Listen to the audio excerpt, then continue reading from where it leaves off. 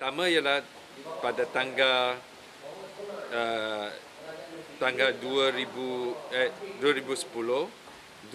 hingga 7 September misi ke Thailand. Jawapan kepada YB Lob ialah 52,000.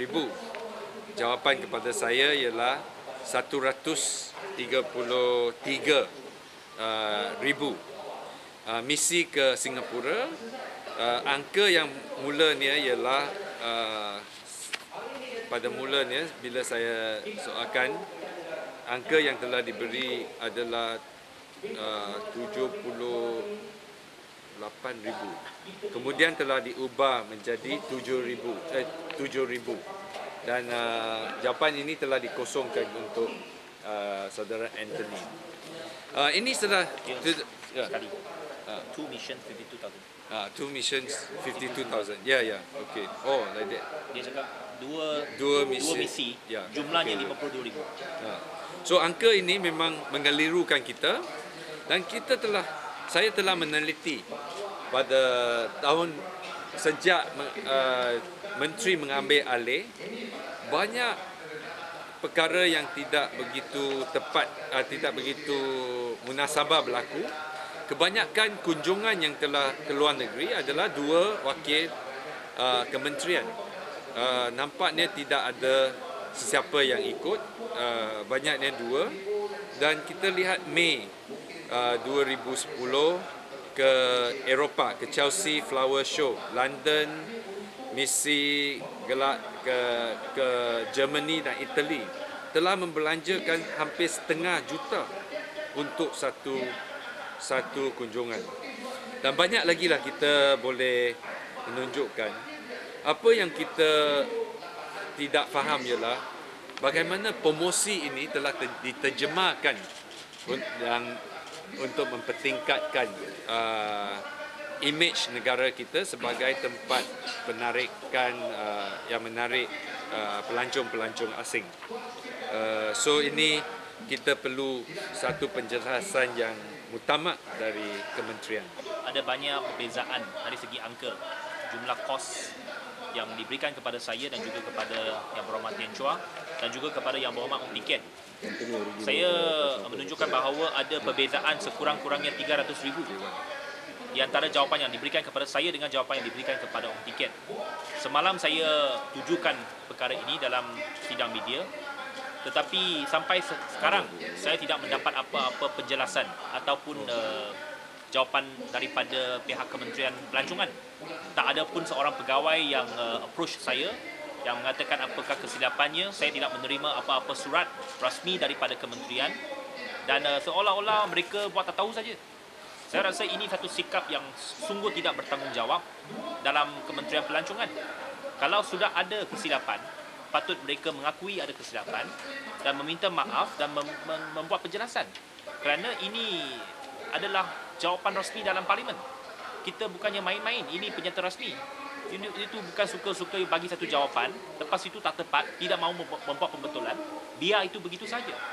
Dan itu akan menjadi rekod dalam parlimen selama-lamanya. Jadi saya harap pihak Kementerian Pelancongan mengambil berat tentang perkara ini. Kita bukannya personal terhadap menteri, bukannya nak menyerang secara peribadi, tetapi ada kesilapan yang telah terjadi, dan sepatutnya pihak kementerian mengambil berat dan membuat kesilapan tersebut, dan bukannya membiarkan begitu sahaja. Sehingga sekarang saya tidak mendapat apa-apa makluman ataupun surat daripada pihak Kementerian Pelancongan. Angka-angka yang berbeza ini akan hanya berlaku sekiranya ada usaha untuk menutup ataupun untuk mengubah suai angka-angka.